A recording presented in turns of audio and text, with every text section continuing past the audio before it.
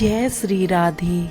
आज मैं उत्तराखंड के लोक पर्व त्योहार सातों और आठों की कहानी प्रस्तुत करूंगी। अगर आप लोगों को मेरे द्वारा सुनाई गई यह कहानी पसंद आए तो आप मेरी कहानी को लाइक, शेयर और कमेंट ज़रूर करिए। और हाँ, मेरे चैनल को सब्सक्राइब करना ना भूलिए। उत्तराखंड में सातों आठों बहुत महत्व का त्यौहार मनाया जाता है। इन 2 दिन में गांव की सभी युवतियां और महिलाएं गौरा और महेश, शिव और पार्वती को पूजती हैं। गौरा और महेश की जिन आकृतियों की पूजा की जाती है उन्हें गमार या गंवार कहा जाता है। ये ग्वारें खेतों में बोई गई फसलों, धान, तिल, मक्का, मडुआ, भट आदि से बनाई जाती हैं। मानव आकृतियाँ होते हैं। गौरा को सजाया जाता है। उनको साड़ी, पिछोड़ा, चूड़ियाँ, बिंदी और वह पूरा श्रृंगार कराया जाता है जो एक शादीशुदा महिला करती है। महेश को भी पुरुषों का परिधान पहनाया जाता है। कुर्ता पैजामा और ऊपर से शॉल, दोनों को मुकुट भी पहनाए जाते हैं। ये मुकुट उन दंपतियों के होते हैं जिनकी गांव में सबसे नई शादी होती है। इन त्योहार की शुरुआत पंचमी से हो जाती है जिसे बिरुड़ पंचमी कहते हैं। बिरुड़ पंचमी इसलिए कहा जाता है क्योंकि इस दिन बिरुड़े भिगाए जाते हैं जिनकी सातों और आठों अर्थात सप्तमी और अष्टमी को पूजा की जाती है। बिरुड़े 5 प्रकार के अनाज होते हैं जिन्हें एक तौले, एक प्रकार का तांबे का बर्तन होता है। पंचमी को ही भिगो दिया जाता है। उस बर्तन के बाहर 5 जगह थोड़ी थोड़ी मात्रा में गाय का गोबर लगाया जाता है जिसमें दूब, घास और टीका लगाया जाता है। इसके साथ साथ ही इस बर्तन में एक पोटली में गेहूं भी बांधकर रखे जाते हैं। सप्तमी के दिन, जिसको यहाँ सातों कहा जाता है, दोपहर को महिलाएं नौले या धारे अर्थात पानी के स्रोत पर पंचमी को भिगाए गए बिरुड़ों को धोती हैं। धोने से पहले नौले या धारे पर 5 जगह टीका लगाया जाता है और शुभ गीत भी गाए जाते हैं। बिरुड़े धोकर वापस भिगोकर रख दिए जाते हैं और उसमें से गेहूं की पोटली निकालकर गमरा की पूजा के लिए लेकर जाते हैं। पोटली वाले गेहूं के साथ साथ फूल, कुछ फल और अन्य पूजा की सामग्री भी रखी जाती है। सभी महिलाएं गमारों का श्रृंगार करती हैं और फिर पंडित जी आकर पूजा करवाते हैं। पूजा के बाद महिलाएं गाने गाती हैं और नृत्य भी करती हैं। अष्टमी को भी सभी महिलाएं इकट्ठा होती हैं और पूजा करती हैं। पंडित जी द्वारा पूजा कराए जाने के बाद इस दिन कोई एक महिला सातों आठों की कथा सुनाती है। यह कथा कुछ इस प्रकार है। किसी गांव में एक बुजुर्ग दंपति रहते थे जिनके 7 पुत्र थे और सभी की पत्नियां भी, परंतु किसी भी बेटे को कोई संतान नहीं थी, जिससे सास ससुर बहुत दुखी थे। एक दिन ससुर कहीं से घर आ रहे थे तो उन्हें रास्ते में पानी की मटमैली धारा बहती दिखाई दी।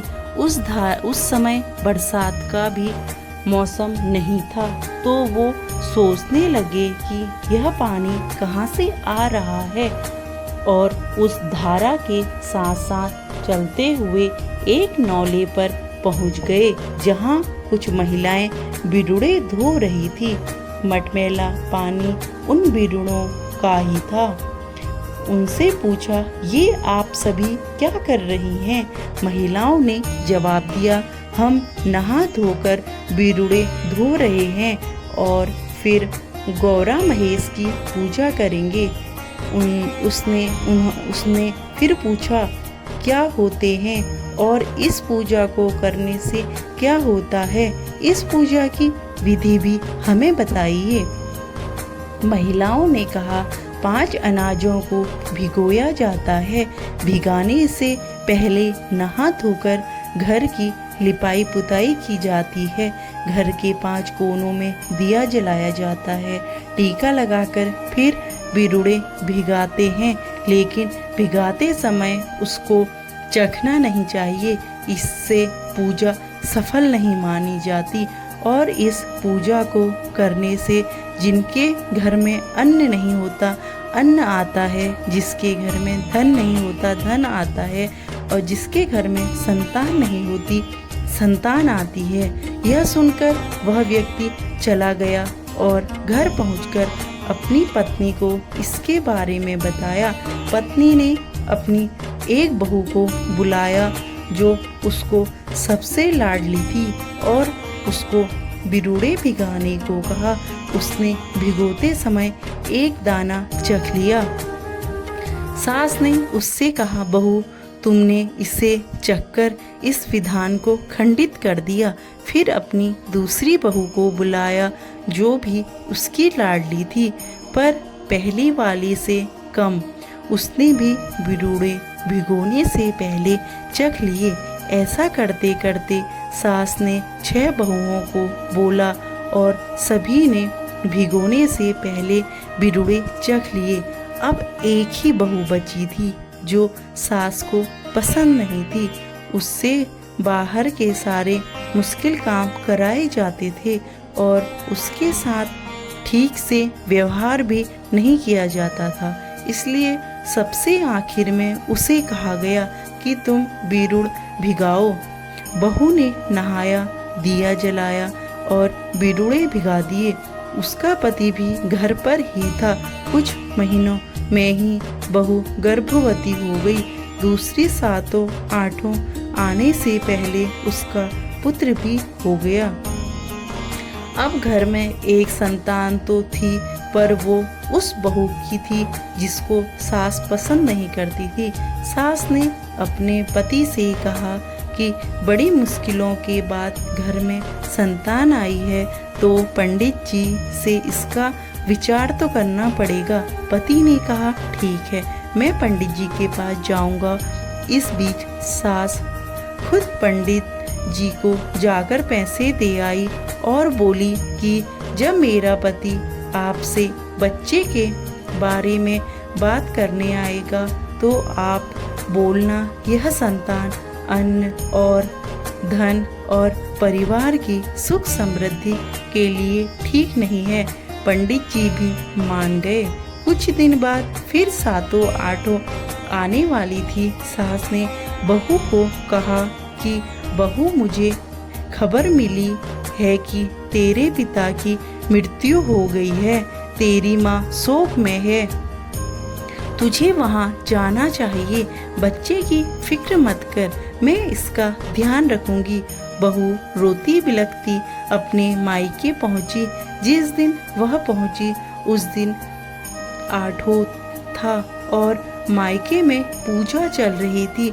उसको देखकर उसकी माँ ने पूछा, बेटी तेरा कुछ ही दिन पहले पुत्र हुआ है और आज पर्व का भी दिन है, पर तू यहाँ क्या कर रही है? बेटी ने माँ को पूरी कहानी बताई। माँ ने कहा, बेटी मुझे कुछ ठीक नहीं लग रहा है। तेरे पुत्र को कुछ हो सकता है, तू वापस जा। माँ ने बेटी को सरसों दिया और कहा कि तू रास्ते में से सरसों फेंकते हुए जाना। अगर ये सरसों जमकर हरे हो गए तो समझना तेरा पुत्र जिंदा है। इसी बीच सास अपने पंडित जी को पास जाने को कहती है और पंडित जी वहीं सब बातें उसे बोलते हैं जो सास ने बोलने को कही थी। हताश ससुर घर लौटते हैं और बताते हैं कि इस घर में एक ही संतान है और वो भी अपशगुनी। सास मौके का फायदा उठाकर बोलने लगी कि ये सब किस्मत की बात है। अब हमारे पास एक ही रास्ता है इस बच्चे को मारने का। वह बच्चे को ले जाकर पास ही के पानी से भरे नौले में गिरा आती हैं। बच्चे की माँ रोती हुई पीछे सरसों फेंकती हुई आ रही थी, जैसा कि उसकी माँ ने उसे कहा था, और सरसों भी हरा होते जा रहा था। चलते चलते वह उसी नौले पर पहुंची जहां उसका बेटा फेंका गया था। वह नौले पर रुकी और दूध में सनी अपनी छाती को धोने लगी तो बच्चे ने माँ के गले में पहनी डोर पकड़ ली और फिर माँ ने उसको बाहर निकाला। वह बच्चे को लेकर घर गई। सास ने देखकर पूछा, बहू, ये बच्चा तो मैंने मरने के लिए फेंक दिया था, तुझे कहाँ से मिला? बहू बोली, सासू माँ, आपकी करने का फल आपको और मेरी करने का मुझे। मैं हमेशा लोगों की भलाई करती हूँ। किसी का बच्चा रोता है तो उसे चुप कराती हूँ। किसी के जानवर खुल जाते हैं तो उन्हें बांध देती हूँ और किसी का अनाज भीग रहा होता है तो उसे भीगने से बचाती हूँ। इसलिए आज मेरे कर्मों का फल मुझे मिला है। सास बोलती है, सही कहा बहू, मैंने कभी किसी का भला नहीं किया। किसी का बच्चा रोता था तो मैं उसको और 2 थप्पड़ मार देती थी। किसी के जानवर बंधे होते थे तो मैं उन्हें खोल देती थी। अनाज सूख रहा होता तो मैं उसमें पानी डाल देती थी। इस प्रकार यह कथा समाप्त होती है। अष्टमी यानी आठों के दिन पूजा में रखी गेहूं की पोटली को खोलते हैं। गौरी महेश को चढ़ाने के साथ साथ उसको वहां उपस्थित महिलाएं एक दूसरे के सिर में भी चढ़ाती हैं और फिर घर भी लेकर आती हैं। घर में भी सभी परिवार के सदस्यों को ये पिरुड़े चढ़ाए जाते हैं और बाकी भिगाए हुए जो पिरुड़े होते हैं उनको पकाकर खाया जाता है और आसपास के पड़ोस के परिवार भी एक दूसरे को पिरुड़े बांटते हैं। पूजा के दौरान ही महिलाएं गले में डोर बांधती हैं। कहा जाता है कि बच्चे ने अपनी माँ के गले की जो डोर पकड़ ली थी उसके बाद से ही 7 और 8 में पूजा करने वाली महिलाएं गले और हाथ में वह डोर बांधती हैं। 8 के दिन कई इलाकों में मेले भी होते हैं जिनमें विभिन्न प्रकार की दुकानें तो लगती ही हैं, साथ ही उत्तराखंड के लोकगीत भी गाए जाते हैं। 8 के बाद गौरा और महेश कुछ दिन तक उसी घर में रहते हैं जहां इनकी पूजा की जाती है। फिर सभी गांव वाले मिलकर कोई एक दिन तय करते हैं और गाने बाजे के साथ धूमधाम से नज़दीक के मंदिर में उनको पहुंचा कर आते हैं या किसी तालाब में विसर्जित कर देते हैं। इसे गवार सिवाना कहा जाता है।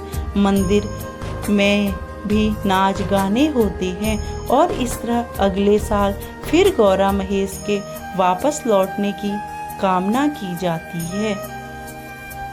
धन्यवाद।